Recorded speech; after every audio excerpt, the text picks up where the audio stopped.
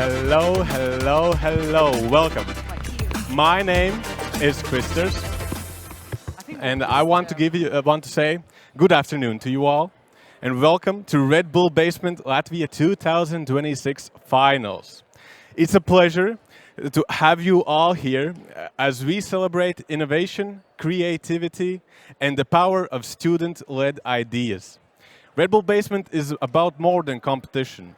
It's about giving a platform to those who are shaping the future through technology and bold thinking. This year, we had 836 teams pitch their ideas, but only 10 teams have made it to the finals here today. So maybe let's give an applause to all the 10 teams that are here today. On this stage, our finalists will present solutions designed to tackle real-world challenges, each driven by passion, ingenuity, and a desire to make a difference. After all 10 teams have been presented, our judges will decide which ideas win Red Bull Basement Latvia 2026 and earns the chance to go to San Francisco, California to pitch their idea on a global stage and compete for $100,000 to bring their idea to life. Another applause, applause, applause, applause. I want to introduce you to today's jury. The jury, when I name you, you can stand up, okay? Okay. So the first one is going to be Egija Gailuma. Egija Gailuma, applause for Egija. You already heard her insights before, so we'll get to hear them more. The next one is Elvis Strasdiņš. Elvis Strasdiņš, please stand up. Applause for Elvis. And the next one is going to be Laura Damba. Laura Damba, applause for Laura. And the last and not least, Miha Pavlovic. Stand up, please. Applause, applause. Nice. Before we get to the main course, I want to take a drink, so we have a lot of energy for this 1 hour, okay? Red Bull.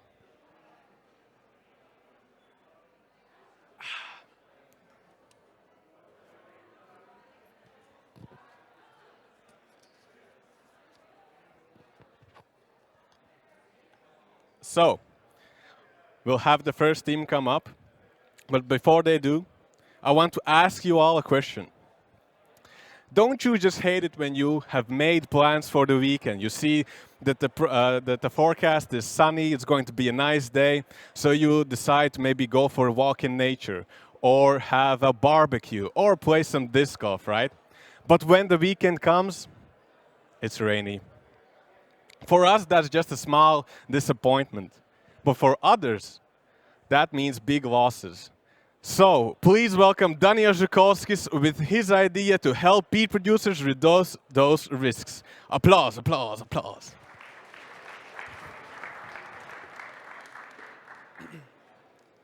So, peat. Peat bog, peat field, producers harvest, pack and export, and then users use it for growing. For example, in 2024, Latvia harvested 1.5 million tons and became the biggest exporter in the world with over 2.2 million tons exported. But peat harvesting is strictly seasonal, from April to August, and then started 2025 season, when Latvia harvested 417,000 tons. It's a minus 72% production collapse from 1.5 million to 417,000 tons. It's a massive industry failure.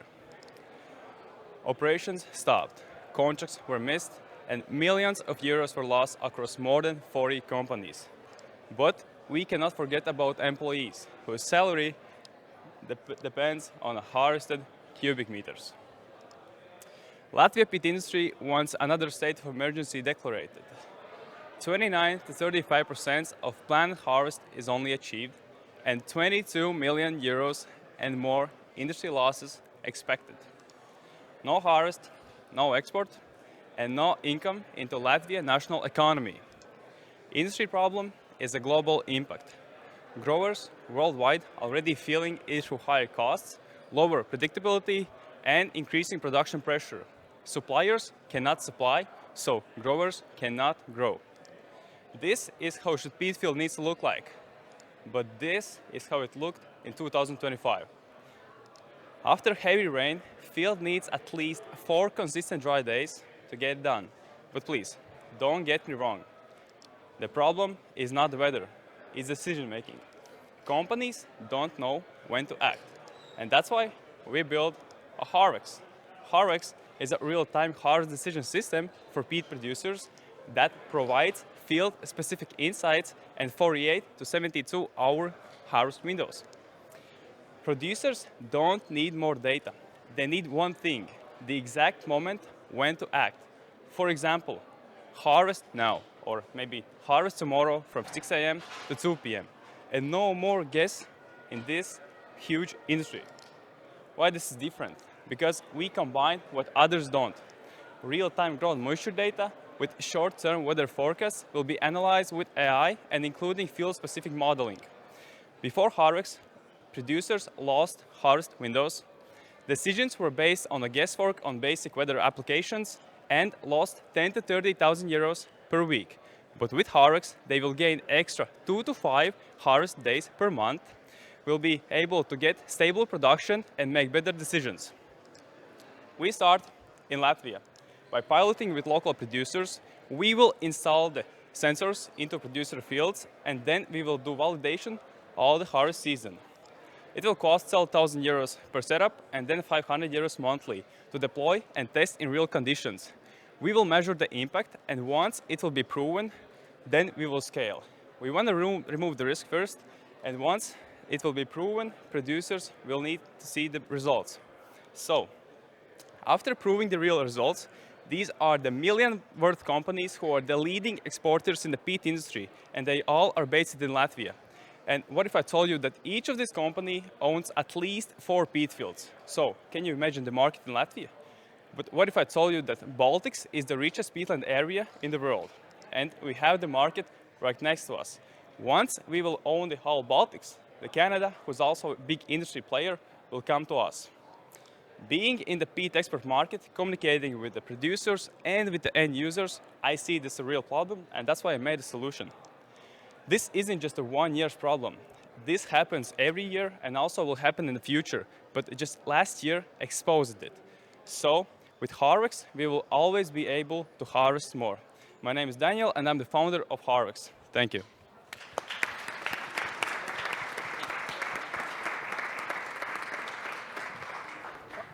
Are there any solutions already available, and are they being used by Latvian harvesters? That's the thing, because everyone thought that this will not be a big problem. But last year, it showed that this is a really big problem, and now harvesting starts on April, but some companies have already started because they're scared of what comes next. So they want to harvest as much as they could, but with the Harvex, we'll be able to provide the solution. And how much will it cost to develop this solution? Yeah, for this now, the system, and with engineers, with AI including, it will be like 12,000 euros per setup. No, but to actually develop the whole solution, the system. The system, this will be this 12,000 euros per setup, and then we will ask 500 euros monthly for like the application, the softwares, and that will be the monthly cost, including the AIs. But you have to build it before you install it. How much, or is it already built? No, it's not. It's not. Okay, so how much time till you build it? It will be approximately if we will start now, then it will be at least 5 months. We have to work with big engineers, and also we have to work with the sensor providers who will be like outsourced. We'll make the partnerships with them. We have already reached them, so it will be a big step forward. Thank you for the presentation. Regarding data, so what data you will source and where will you take it from? Because I know that, for example, for solar forecasting models, everyone is taking the same source for data. So everyone in the end of the day is the same in the market. Is this something different, that you will also have the same source of the data, or you are creating something different? That's the key point. We will create something different because we have to prove the results. Once we will prove the results, what we get, how big outcome we can get with the Harvex, we will prove, and these will be new results for the peat producers. But how will you get the data? We will get the data by harvested. So approximately the Harvex will show the date and how many we can it's hard to explain. So I will be trying to. Producers will base like the basic situation, looking on the forecast apps.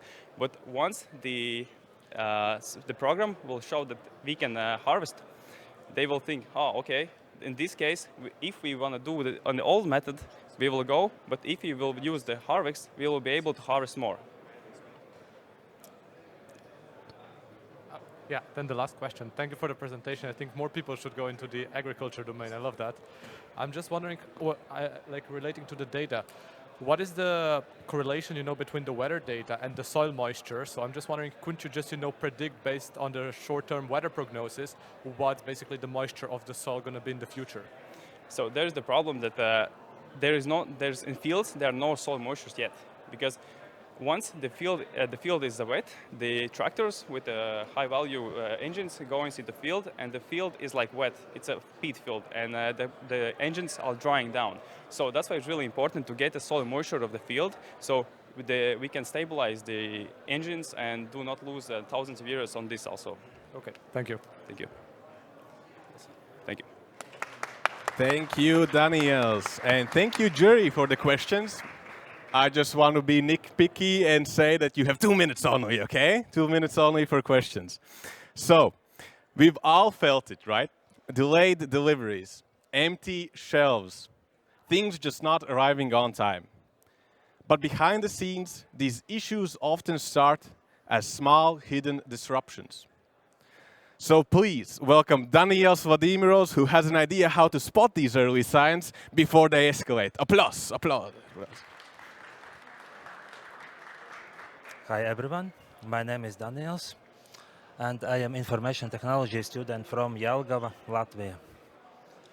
So every year around 30% of food is wasted, and big part of this is because of food supply chain disruptions, and the biggest problem is that we humans can't see all the signals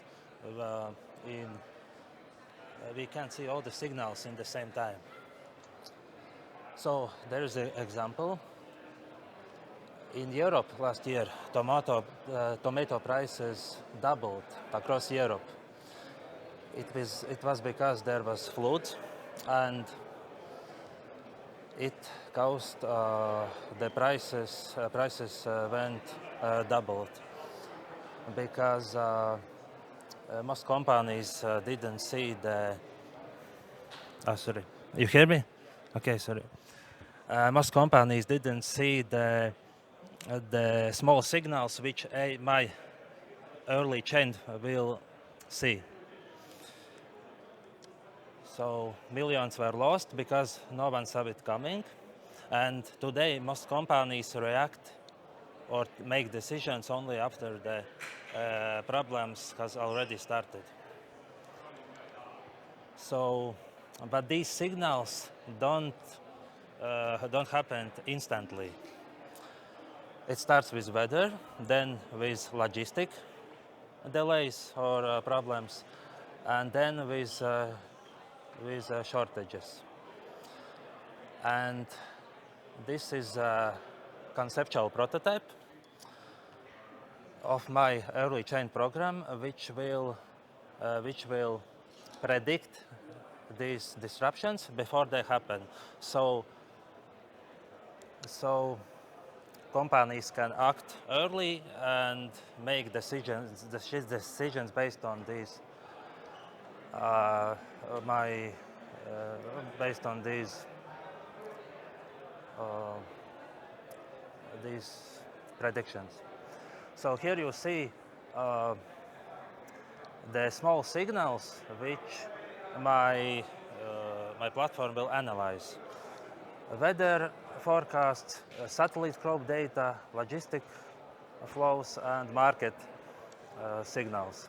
And from these signals, the system makes predictions and actionable decisions. So here you can see a small example. All the data has been analyzed, and AI detects a high risk of disruption possible. So this is conceptual prototype how my how my platform will look.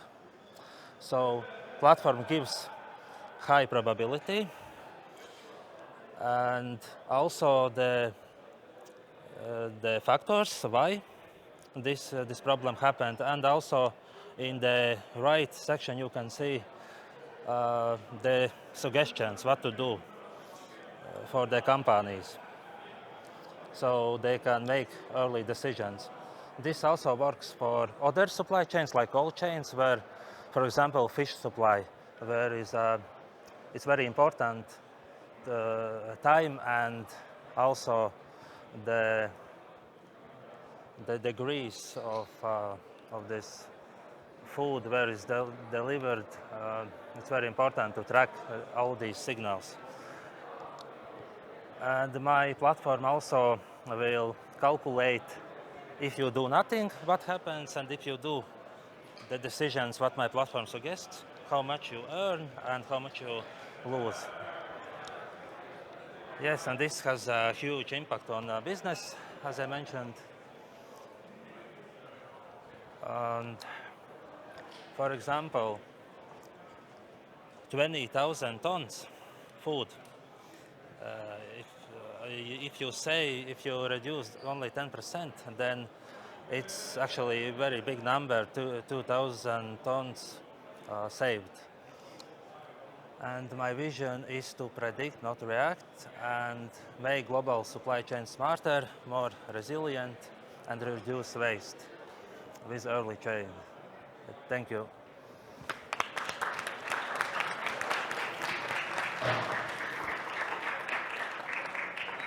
Thank you for your presentation.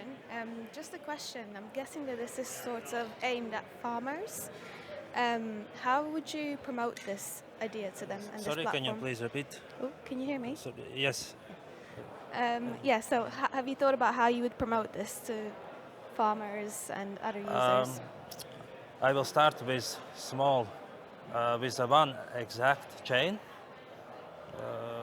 It doesn't matter which, but I will prove that my method is actually good. So what I will do, I will take some historical data and simulate the result of prediction, and then which all these data, for example, 10 years ago happened, and now I will see if my result is the same as the event what happened, and I show to farmers and show how good is my product. Yeah, basically you are speculating about the price of the food, because if you can predict disruption, then you can predict the price, and that's speculation. I'm not sure if I bet lots of people have tried to do this, right? Yes, they are currently watching what is happening, but my system will take all these signals and predict what will happen. So most of the tools they are looking at what's happening now.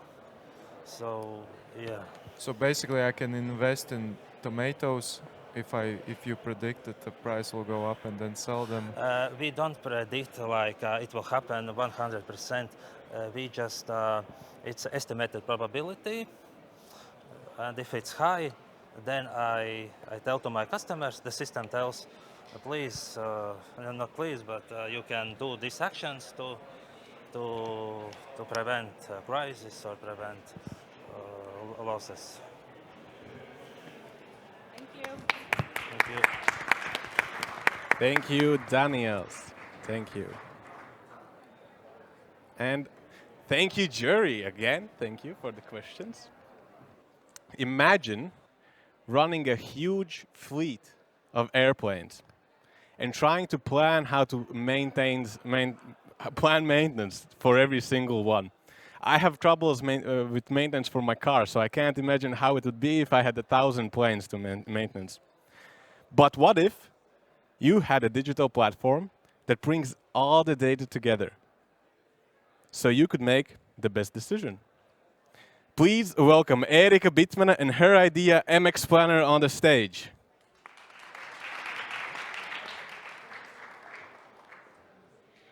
Good afternoon, everyone. Let me start with a question. How many of you have ever experienced flight delays or even cancellations? That makes a lot of us. Now imagine if that delay wasn't caused by weather or something technical, but instead because someone missed a maintenance task in an Excel spreadsheet. Actually, that happens way more often than we might think. Critical maintenance items are lost in Excel-based platforms, and delays occur, and expensive mistakes happen. Today's aviation maintenance systems, they are outdated. They act as databases, they store the information, but they do not use it. So what happens next? Maintenance Planner is supposed to manually extract all the data, coordinate, and plan maintenance from the scratch. We have seen components costing 100 to 200,000 euros being replaced twice just because of planning mistakes. And that's where our solution comes in. MX Planner transforms maintenance planning from complicated manual process into a smart, automated solution. And what makes it truly beautiful is this. It's not only made for maintenance planners, it's built for the entire maintenance ecosystem. MX Planner shows long-term, clean, visibly seen fleet overview for a long term ahead, not just month like previously. It can also plan engineers. They can assign them to tasks based on their availability and their qualification. That reduces idle time and improves team efficiency. It can also plan hangar space and facility usage. So there's no overbooking, no empty slots, and works are distributed evenly.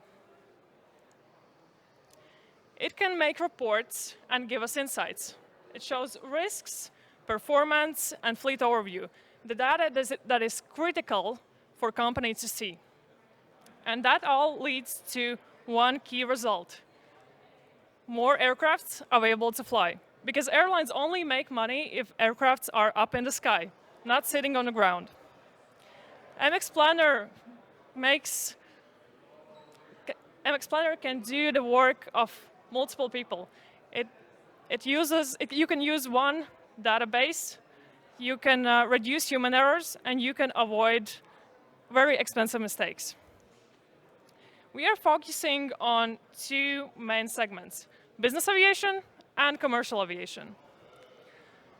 Our initial focus is on small to mid-sized airlines, which means airlines up to 100 aircrafts in their fleet, based both in Europe and in the US.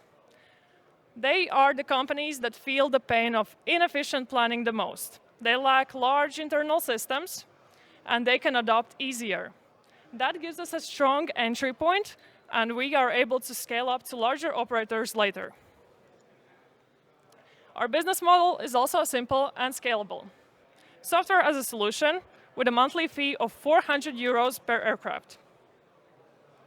This gives us predictable, recurring revenue. And a key financial factor is this. Our break-even point is just 89 aircrafts. That's less than a couple of mid-sized airlines or a handful of business operators. That allows us to become profitable early, sustain operations, and scale up as we grow. As aviation engineers, we feel the pain of current maintenance planning systems pushing back users to using Excel for the actual planning.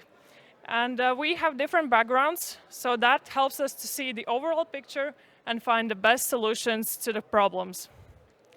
Let me leave you with this. Every minute on the ground is lost revenue. Every mistake is an avoidable cost, and every delay impacts clients' trust. MX Planner not just ensures that aviation runs safely, but it gives our operations the predictability, efficiency, and profitability. Because in aviation, efficient planning isn't just an advantage, it's a necessity. Thank you.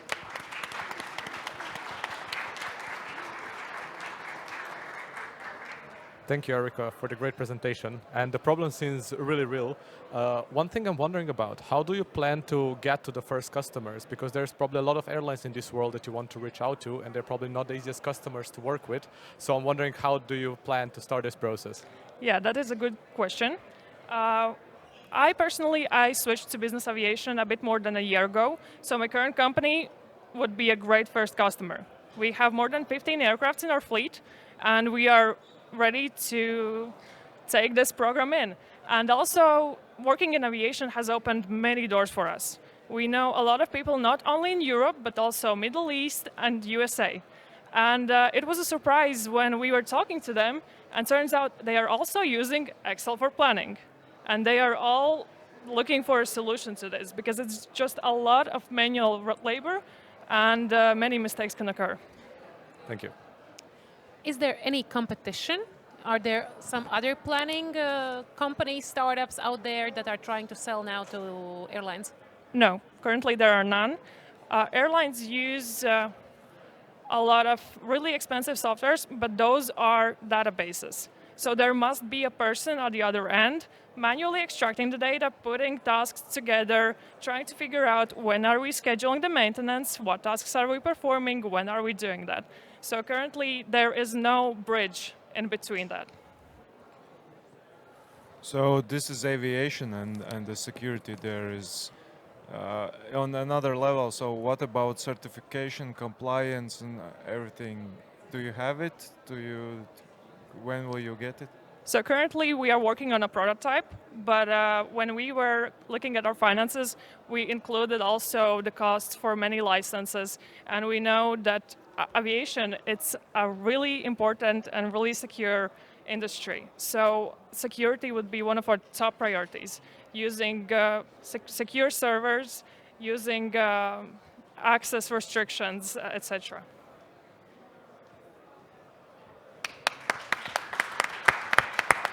Thank you, Erica.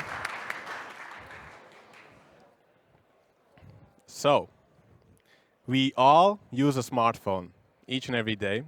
We all unlock it a dozen times a day, right? Sometimes not even thinking about it. You just take your phone out and you open it. What if we could make this habit that we have into a moment where we could introduce micro-learning? Please welcome Władysław Sliedzewski to the stage and his idea in turning every phone unlock into micro-learning. Hello. Hi. Do you hear me? Yes, okay, good. I would like to start by asking a question. So, ask yourself, and I mean really do, how much better are you today than you were a week ago? And be precise, how many hours did you actually spend learning, reading books, improving your skills? You know, when I actually ask this question to people, I usually see shame in their eyes. Well, because they see the difference between their potential and reality. And usually, let's be honest, it's painful. Believe me, I know it myself. I'm a student and, well, learning is hard. It requires time, focus, motivation, effort, and people don't like these things at all. Especially nowadays, when this little thing in your pocket keeps you constantly busy, not in a good sense. So, on the other hand, nowadays is the best time ever to be and become a genius. Because in the web, you can actually find nowadays information about nearly everything. Nearly everything, yes. The main limitation today is not the lack of information itself, it's your own learning habits. So, a few months ago, I had a really crazy idea. What if, instead of fighting with my schedule, I could integrate learning directly into habits I already have, into habits you have as well? So I decided to do a very silly thing, to replace my phone lock screen password with the first row of periodic table. Guess what? It worked like hacking magic. Now I can completely recreate the first few rows of a periodic table, completely with atomic mass for every single element. And best part? Well, I spent 0 study sessions, zero extra effort, and I don't even need motivation because, well, you know, I kind of want to unlock my phone. So this simple life hack became inspiration for Cognilog, a micro-learning app that provides an additional overlay lock screen on your phone, which basically acts as a learning playground. It's science-based. It utilizes different learning techniques like spaced repetition and active recall, which essentially allow you to efficiently learn every time you unlock your phone. Meet Qt, R-inbuilt AI. So basically, you can feed it with PDFs, maybe books or your own notes. It will extract facts and based on them creates a personal learning plan just for you. It utilizes different types of flashcards, from multiple choice ones to the ones I like the most. Basically, it's direct input combined with AI feedback. I like them because they provide an opportunity for complex reasoning. It's fun, engaging, and the main thing, it works. I checked. I have a prototype. So, currently, no competitor actually integrates learning into your daily routine. So we are going to surprise them, and surprise them a lot. Because think for a moment. Who needs to open apps when your own lock screen is just one click away, right? I strongly believe that this competitive advantage will allow us to jump straight to the upper market of educational technology, which for a moment consists of tens, billions of dollars, and the growth of it is not going to stop anytime soon.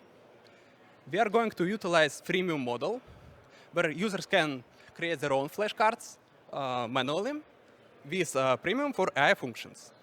Cognilog is not an isolated system. It's a whole learning ecosystem. So we are going to have leaderboards, we are going to have friend lists, and finally, flashcard marketplace, where people are able to sell their own flashcards on any topic.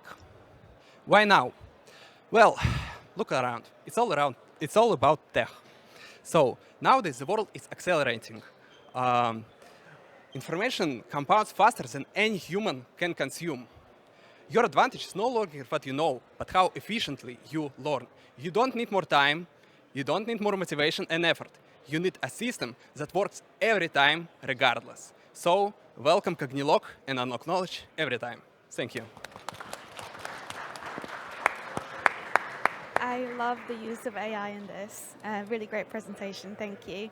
Have you thought about parents being your target audience here? Because I think there are a lot of parents out there that really probably want to keep their kids off their screens. That's not intended use of Cognilog. But maybe, who knows? I have a question regarding safety. I love the presentation. I think it's a cool product. So is it still there going to be the second layer of safety? Because if someone takes my phone, he knows the right answer to the question, he gets into my phone. OK, it's an overlay lock screen. It means it's above your own lock screen. So you first unlock this lock screen, and then you can unlock your own lock screen with PIN or biometrics on whatever you have. OK, perfect. So I don't care you win or not, but where can I get it? If not now, when I need it? You can ask for my number or something Yes, later. let's meet after the event. If we still have time for questions. Regarding, you said marketplace, that people will be able to sell their own cards. How will you check that all those questions and answers, that they are actually correct, that people don't just take, from Wikipedia and it's wrong? Mm-hmm. First of all, there is going to be a rating system. So users itself who actually see these flashcards on marketplace will be able to rate that the set of flashcards isn't bad. Second, we probably will use some kind of AI in that as well. But it's still yet up to decision. And I really want somebody from you to ask a question about skip button, please. Is there a skip button? Yes. Actually, about skip button, there are two options, and I am going to validate it in the future. So basically, we can either have a limited amount of skips per day, but then when the amount just run out, there will appear a button for emergency calls. On the other hand, we can just leave it infinity skips, but users will be able, there will be an in-app ranking system. So no, skip should be for a charge. So skip is paid. Maybe. Thank you. Thank you. Thank you, Vladislavs. I sensed some sparks flying on the stage, so we might have someone who already has won over the judges. So we'll see if the next teams can do their part. Riding a bike at night can be risky, right? It's low visibility, there's traffic going around, so you can go unnoticed. But could your bike be made safer and at the same time look cooler? Let's find out and welcome Virginia Vitol and Katrīna Križmāne with their idea, Glow Ridge Engrave.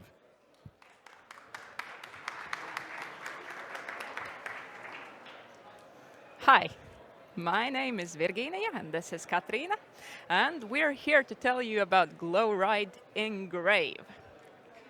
So, Katrīna, I'll ask you a question. Have you ever had a situation where you're driving in the night and you barely see there's a cyclist there? Yeah, actually, it's a common thing I have seen before. So the problem comes because, well, you really need a light to see a cyclist, and, well, yeah, it's a big problem. And nowadays, I feel like more people chooses to ride their bikes. So we can see that urban cycling is growing. However, the visibility hasn't really caught up. So we have these lights that can be used, but some of the people uses the rechargeable ones, but, well, they can die in the middle of your ride.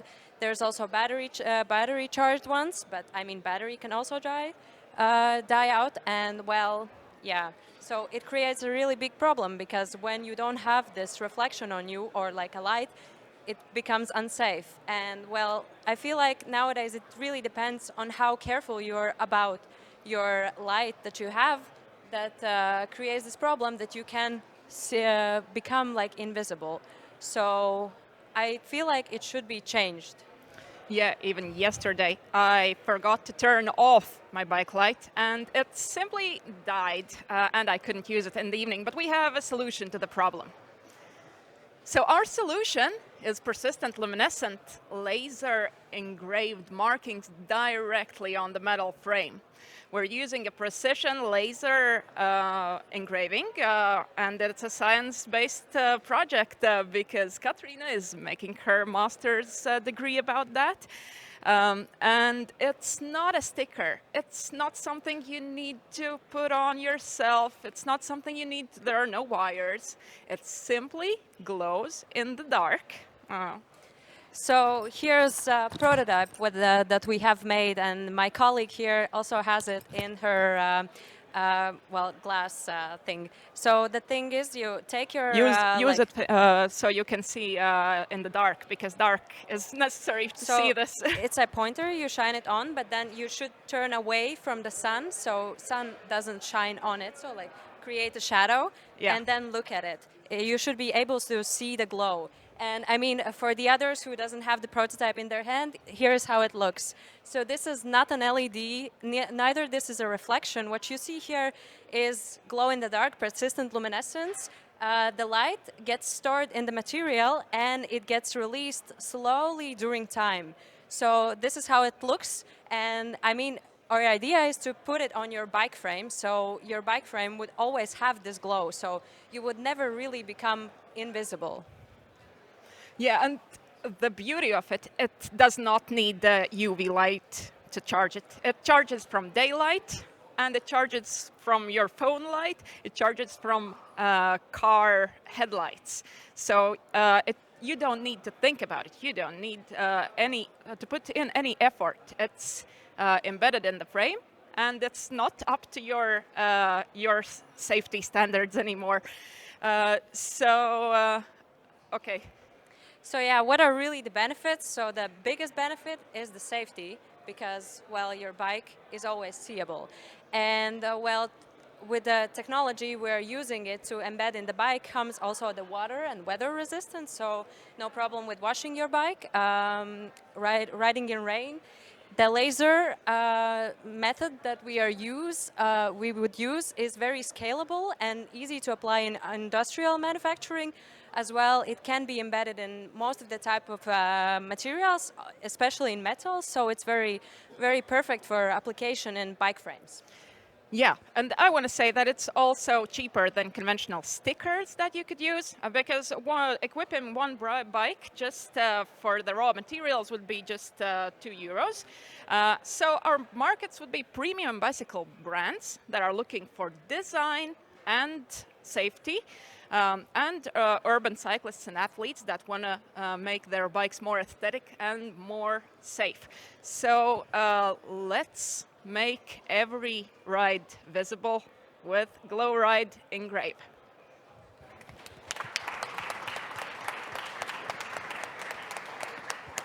Thank you. Super interesting product. I'm wondering, how did you identify that the bark market is the most interesting one for this product? Because I could imagine that has like various applications across all the other industries. So, because we're both cyclists. I use the bike to go to work every day, and I just love it. And I have I've thought about this problem that, I have the chargeable light and it dies out in the middle of the ride, and then I'm pretty sad because I like to ride on the street, but when I don't have my bike seeable, I have to go on the pedestrian path, so I hate that. But actually, it's not only this. We have thought about also other applications like safety, these road signs and everything. But this is like a thing that is, I think, interesting for both of us, because I have a small child and I really want her name on the bike frame. Okay. Because there's also like an old tag that I remember from my grandma's bike. Maybe you remember a dynamo that basically you just connect it to the tire, and it converts the mechanical energy into the light. Yeah, and I remember how it always the wire broke down. Yeah. And it was harder to, I think, pedal. That's right. So is the technology patented? It's happening now. Oh, okay. And for how long does it shine? So we're aiming for many hours, but right now we're at an hour and a bit. And how would you top it up? Sorry? How would you top up the glow? For example, if you're riding in street conditions, then you will top up your glow by having some car lights shine on you. Perfect. Thank you.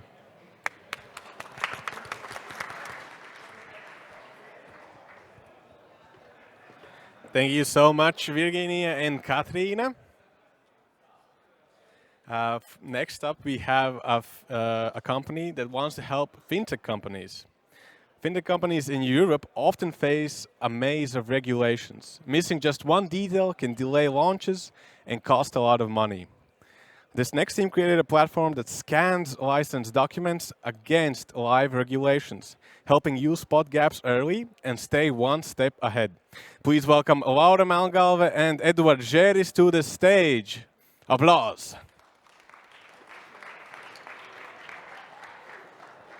Yeah, hi. Okay, I'm Edward, this is Checkmate, and we are the next generation platform for fintech compliance. Fintech is the new booming market, with new companies entering the space every single day. In order for them to stay ahead, they need to move fast. However, this is not that easy because the compliance process is so long, often taking up to 5 years. This is because there's this constant back and forward with the legislator that needs tens and tens of iterations of document changes, each iteration taking up to a month. And the total cost for these back and forwards can go up to €1 million. So we made the solution Checkmate, which eases this process. First, you obviously upload all your documents into our platform. Then we have developed our own AI agents that cross-check every single line of your documentation against every single line of the legislation, and also vice versa, to detect uncompliant spots and suggest you what needs to be done for you to become compliant. And we also detect what is currently missing in your legislation and what you need to implement from here. Then we give our approval, and you can confidently submit your documentation into the legislator. We're also working on active scanning of these different legislations to detect changes. And once we detect a change, we will notify our customers how this change affects them and tell them what they need to change in their processes and in their documentation to still keep compliance. We approach our business model very much individually with custom pricing for each of our customers, which is based on basically how many integrations they want to have with how many different legislations, their team size and their document sizes. But to give you a rough estimate, anywhere starting from 300 euros up to 5,000 for legal teams. And my favorite part is that we're building it with scalability already in mind from the start, so that we can scale to different industries after we finish with fintech, but obviously strategically we've chosen to start with this industry. The RegTech market is relatively new but fastly growing, and we plan to reach 1.2 million after our first 2 years. Since we are such a new company, we're using the newest technology, which is agentic AI, and as we're aware, nobody else in the market currently does so. And yeah, we are aware that there are strong competitors currently in the market, but we kind of merge together their best ideas into our platform. We are 2 co-founders, me, Edwards, the CEO with a technical background, and Laura, the other co-founder responsible for design, marketing, and sales. Recently, we attracted these other 3 gentlemen who are responsible for the development part, and they are making sweat equity for now. We're also currently working together closely with a Latvian fintech called Twino.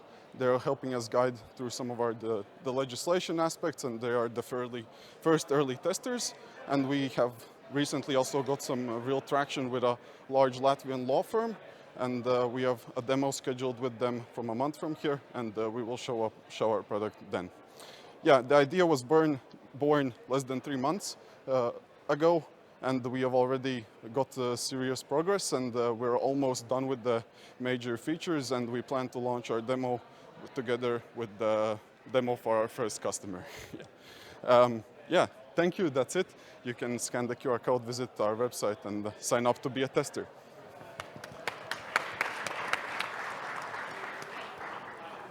Thank you for the presentation. I actually think this would be also very great for energy companies. Yes, of They course. also have very regulated market. What is the sales channel plan? How do you plan to actually approach customers in order to scale? Because one thing is just to call each company, but do you have a plan further? Yeah, we plan on working together with law firms since they provide customers since they provide companies these services. So this could be one sales channel. Then, of course, different events, fintech events where all these companies gather together, also industry events. These are the main 2 things, yeah.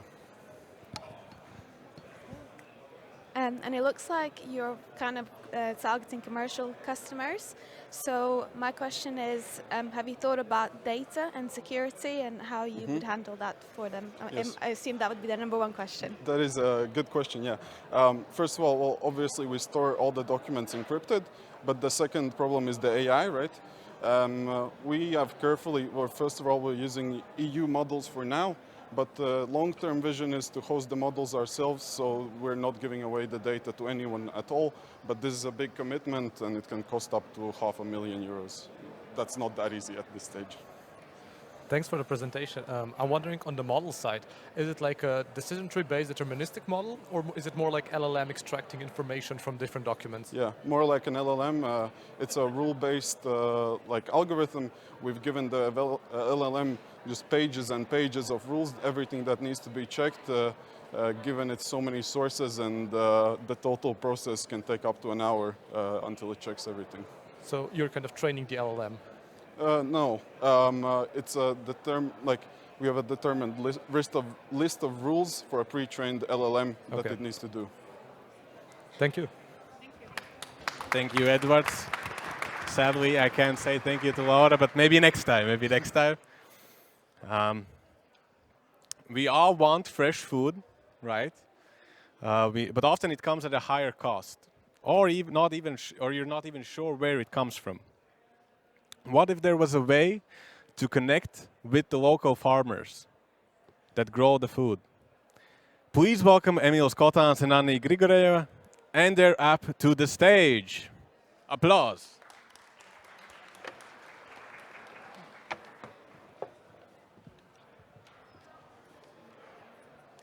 Hello, my name is Anna. And my name is Emīls, and today we will tell you about our project, Farmui. Today, when we enter a store, we often don't know where our food comes from.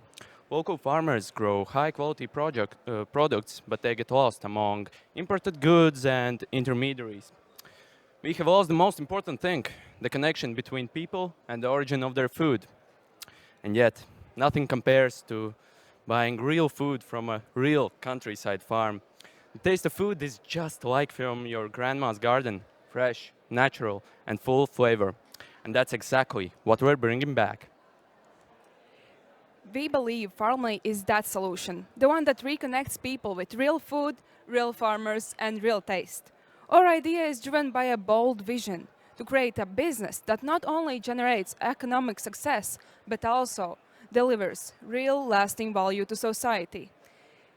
It's about shaping a future where profit and purpose go hand in hand. Farmers are the most important part of the eco-product market, but in most countries, many of them, like our farmers, produce high-quality products, but face limited access to customers and the opportunity to receive a fair price. The application creates a direct trading channel, a bridge between local farmers and consumers, a perfect B2C model that delivers fresh local products straight to the people who value them most. Our user can locate nearby farmers on our app, view available products and their prices, place orders efficiently, and discover the stories and lives behind each farm. On the other hand, farmers can showcase their products to a wider audience, receive and manage orders seamlessly, and expand their reach and gain loyal customers. Our marketing strategy inspires on connects, engage audiences through social media, partner with farmers, drive the hashtag support local movement, promote healthy local living, and reach wider audiences on TV and radio. On the other hand, our customers are individuals with medium or higher income, farmers, and supporters of healthy lifestyle. Our competitors are markets, supermarkets, Facebook groups, and indirect competitors. In the chart, you can see how vegetable and fruit market is divided throughout countries. Total market volume per year is 2.3 billion. Our strategic goal is 1% from total market, and that's 23.8 million euros. And now, just imagine how the numbers will grow when we include products like bread, honey, eggs, and dairy. Payback period will be reached in 6 months, and total costs for start, including app development, is 140,000. Our business model includes 2 types of income: a paid subscription for farmers and a commission on each sale. Farmers don't use this model yet, because we will change that through short, powerful videos on TikTok, Facebook, Instagram, and YouTube. We will show them one simple truth: more control, more profit, and no middleman. People are used to supermarkets, but habits can really change. Local food will become unmissable through advertising campaigns. We will make one message impossible to ignore: local food is fresher, smarter, and our future. Our plan is divided into 3 stages. Firstly, we'll cooperate and gain trust of Baltic farmers, as well as make our brand recognizable on the market. Secondly, we'll expand our platform to other European countries.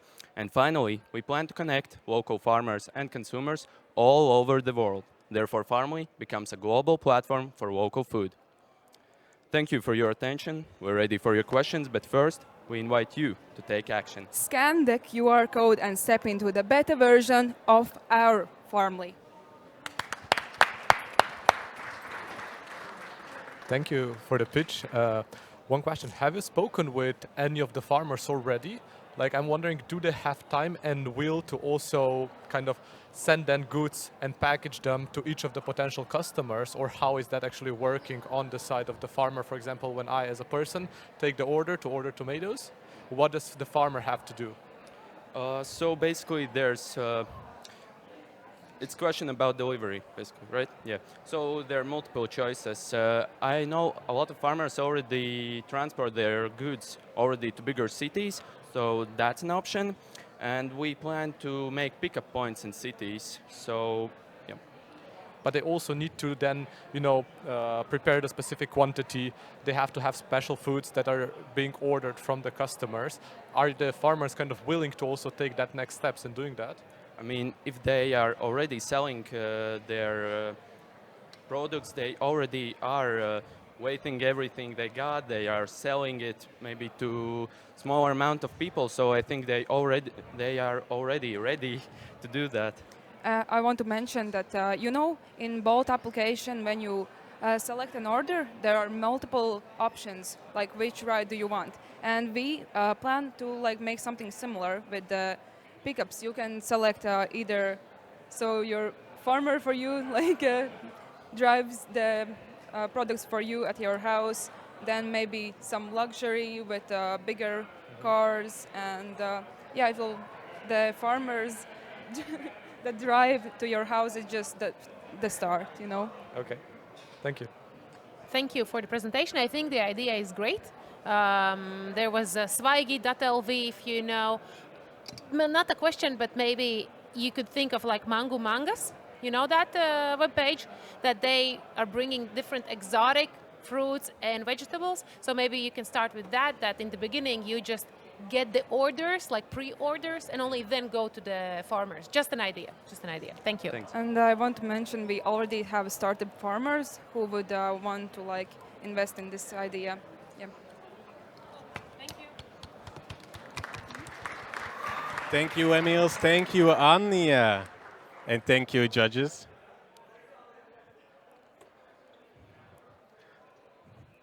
For some time now, we already have unlocked the technology of virtual reality, right? We have the glasses, we have the big goggles, but using them is kind of complicated and inconvenient if you're in a public setting. What if we could make it so that you could interact with the virtual world just by using a ring? The next team created a smart ring that lets you control AR and VR glasses seamlessly, making the experience intuitive and more convenient. Please welcome Kurt Šukis and Waltz to the stage. Applause, applause.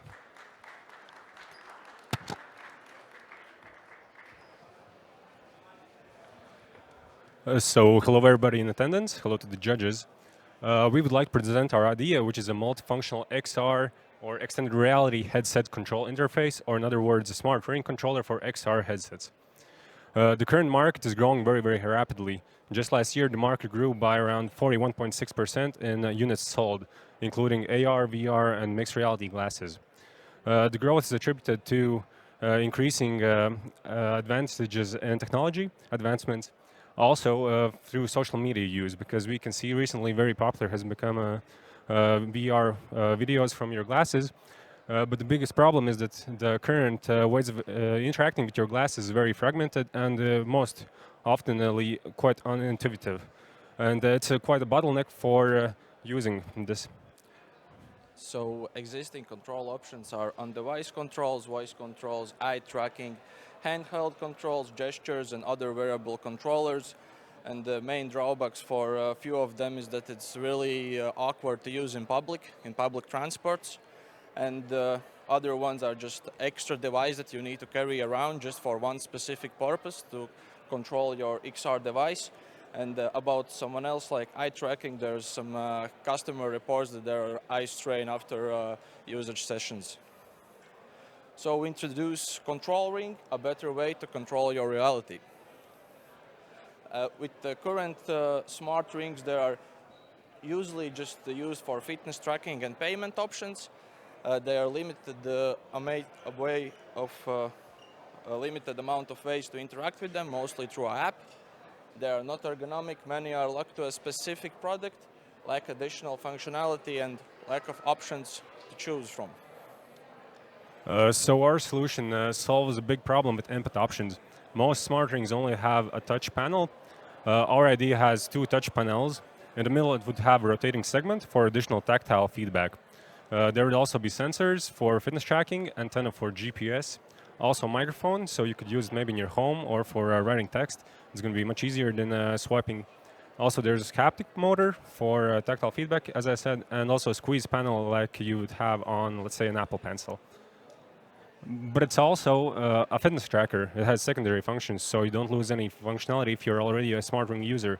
It would be connectable with multiple devices via Bluetooth or Wi-Fi. But it's also a fitness sensor, an NFC payment device, a wallet, a GPS tracker, and it will also have a customizable design. Yes, and how to use it. So one of the ways is turn the rotary wheels to scroll the feed in a bus, or slide on either touch panel to change, for example, radio station, tap to confirm your choice in an app, squeeze to change maybe between the devices, move your finger to navigate in the menus, and speak into the microphone to type faster. But it really doesn't matter because you can change the controls the way you like. So you are the most discrete usage for your XR device. And advantages, we have like more input options than other competitors. It is not locked to a specific brand or product. You can connect with other devices with Wi-Fi or Bluetooth. Smart ring users will not lose any functionality because we keep the most popular ones like payments and health tracking. It's discrete usage, sleek design, and saturated market. So the consumer profile for this product, where you imagine XR users, currently there are around 200 million of them in the world. Also tech enthusiasts who might jump on the bandwagon with a new and better way to control AR glasses. They might be new customers for this product. Also people with just optical glasses.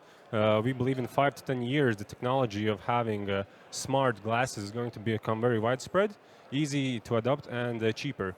So people might want to switch their regular frames for smart frames to have more functionality in their day-to-day lives.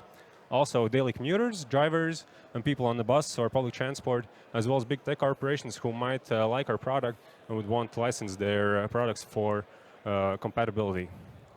So large market with potential to grow. This is primarily a controller and secondary only a smart ring. More input options than competitors. We are not revolutionizing technology, but revolutionizing control of an existing technology. Because sometimes the best new technology is not something new, but something adapted, improved, and optimized. Integratable functions in current technology. So, control ring. Tomorrow's technology. Adapted today. Thank you.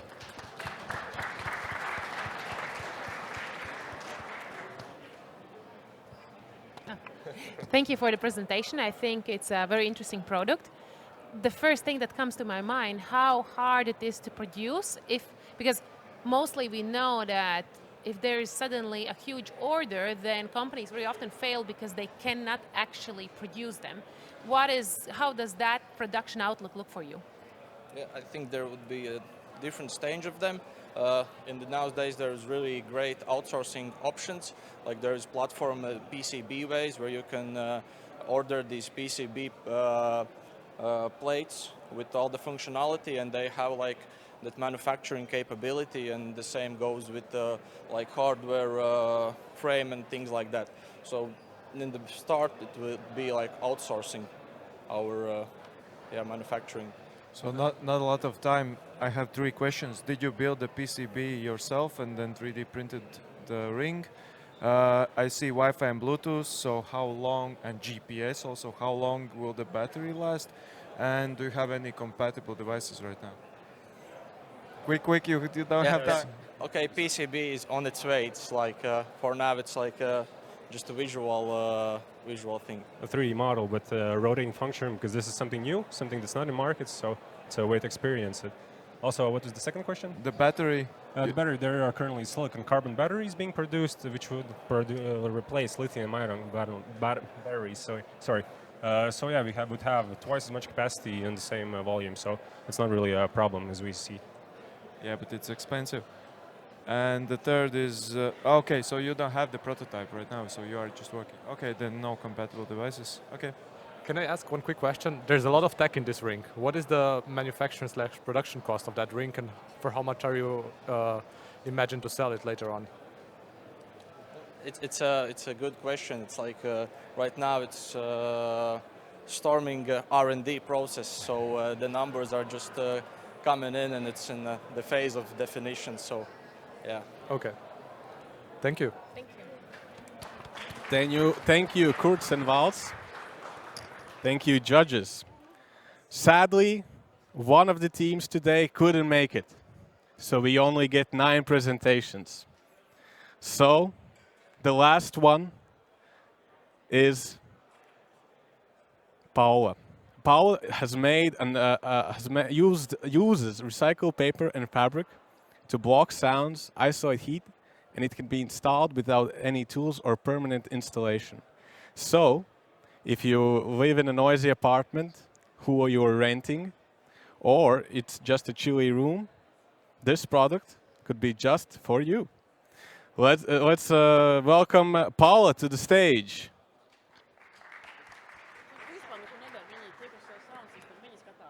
So, hi audience, hi jury.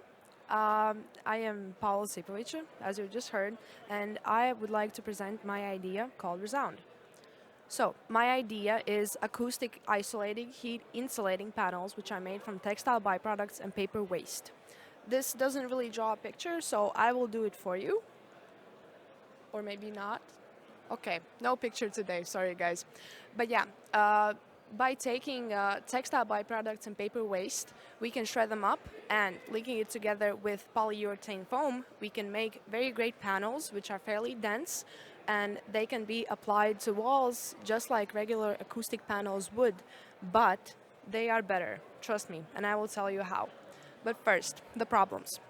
Currently, 92 million tons of textile waste are made yearly. These are up to 100 billion garments every year, and up to 90% of them get thrown out or incinerated. In the world, the recycle rate for fabrics is 8 to 12%, but even when these fabrics get sent to recycling, a lot of them don't get recycled.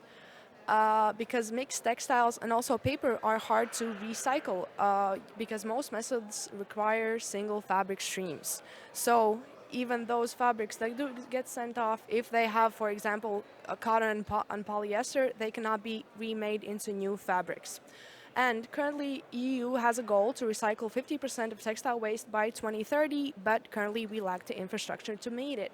And also, very important fact, currently the EU has defined that we are in energy poverty because 75% of EU buildings are deemed energy inefficient and would benefit from some kind of change. Either those are renovations or solutions that you can put on the walls.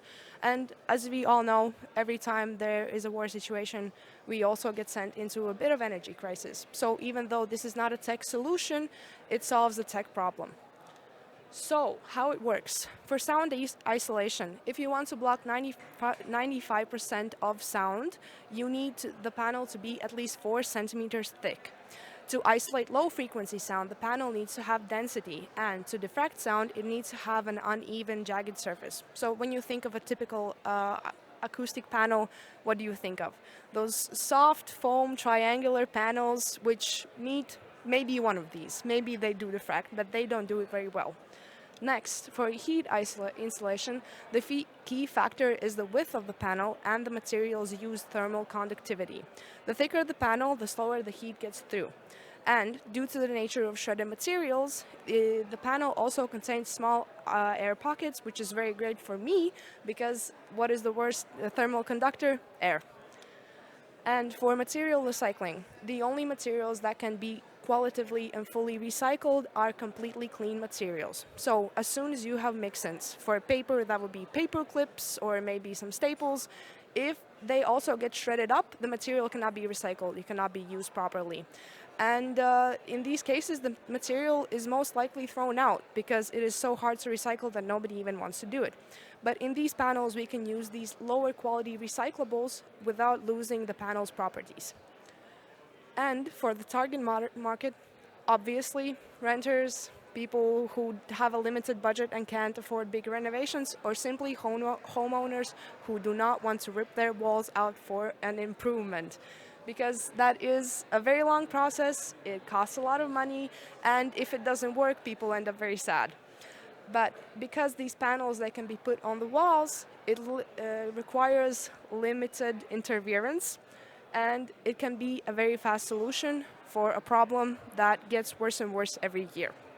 But yeah, altogether, I think this could be a very great product, and I hope that someday I can put it out into the big world. Thank you.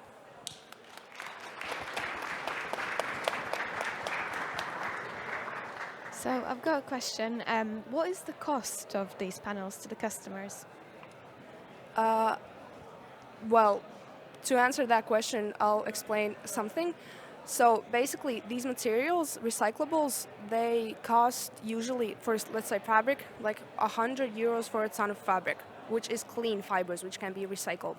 But since we don't need to use higher quality materials, we can use them with mix-ins and unsorted fabrics, these costs get diminished into basically nothing because nobody is willing to recycle these materials. So the cheaper the product is for us to make, the cheaper can be the cost to the customer. But because this is a product which does contain recycled materials and is eco-friendly, we can price it at a higher premium than, let's say, a typical sound isolating panel or a typical insulation material.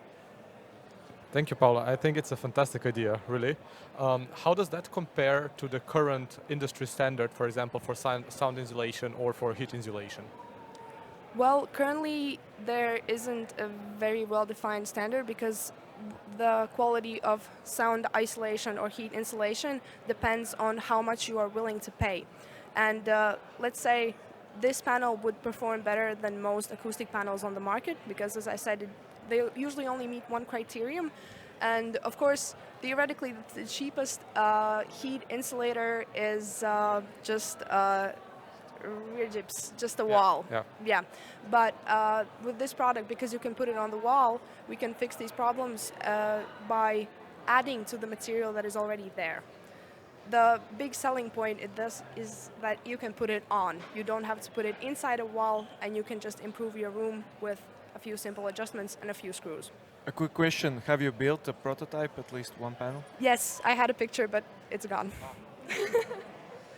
Thank you. Thank you a lot. Thank you. Thank you, Paula. So, that was our last presentation today. Now the judges have a hard decision to make. So we'll give them a few minutes so they can take their time, discuss which of these 9 ideas is going to be the winner of Latvia's Red Bull 2026 finals. I'll remind you of what they are fighting for, okay? Well, not fighting for, but what they are going to win. First of all, the #1 idea from Latvia, the winner, will go to San Francisco, California to pitch their idea on the global stage. And if they win there, they will have the chance to get $100,000 to bring their idea to life. So they're going to get an investment to start it all off. Not only that, but today they'll get a nice trophy. We'll see it later. We'll see it later. And also they're going to win a computer from AMD. All right, so they'll have some software to help them on the way. I do not envy the judges because we saw so much today. We saw such great ideas and the courage that they showed on the stage, showing their ideas, the passion that they had, right? But that's what Red Bull Basement is all about. Turning bold thinking into real impact. Maybe one of you already has a favorite. You could raise your hand if you have a favorite. Okay, we have 4 people think they have and the real one. So you see how hard the job is going to be for the judges. And did you see one of the ideas that you would want to get your hands on and be able to use it today? Okay, we have 1, 2. The rest one, I don't know. Okay. So, we had the 9 teams today, right? 9 ideas. All of them were student ideas. They were complete with their I'll check so I don't lie to you on stage. There were 836 participants that joined to this year's Red Bull Basement, right? 10 teams got here. One team, sadly, couldn't make it to show their presentation. But 9 teams showed what they had, what their idea was, how they would accomplish it, and what they could change in the world. And honestly, I feel pretty safe. You know, I kind of felt a bit scared, but I feel pretty safe with the next generation, the builders that are showing themselves here, and the ideas they are trying to evolve. That's just beautiful, beautiful. And the jury has decided. I'll go check out who's the winner.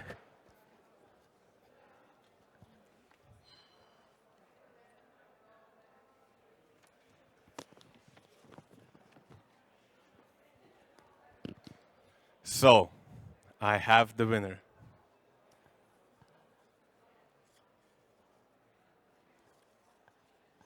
No matter the outcome, everybody who presented today and anybody who sent their idea is a winner.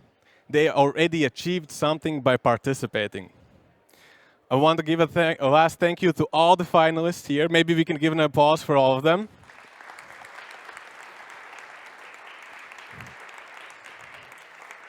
And before I announce, I want us all to do, I saw Eggy do it before, I want us all to do it, okay? So what we're going to do is we're going to stomp the ground, okay? Like, so we can make that, ooh, okay? We stomp the ground. All right. So the next, the team that is going to take the next step forward and is the winner of Red Bull Basement Latvia 2026, Entity! Applause for Entity!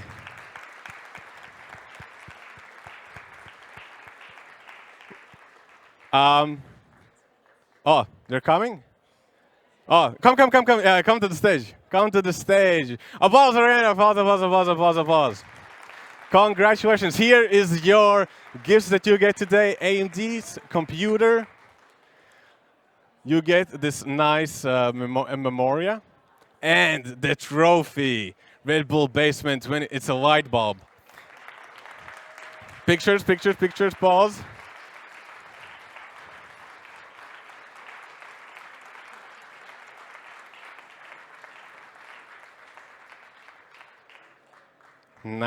Nice. Thank you all for being here together with us. I'm going to give the stage back to you. Yes? Please do. Okay. And thank you all. Have a nice day.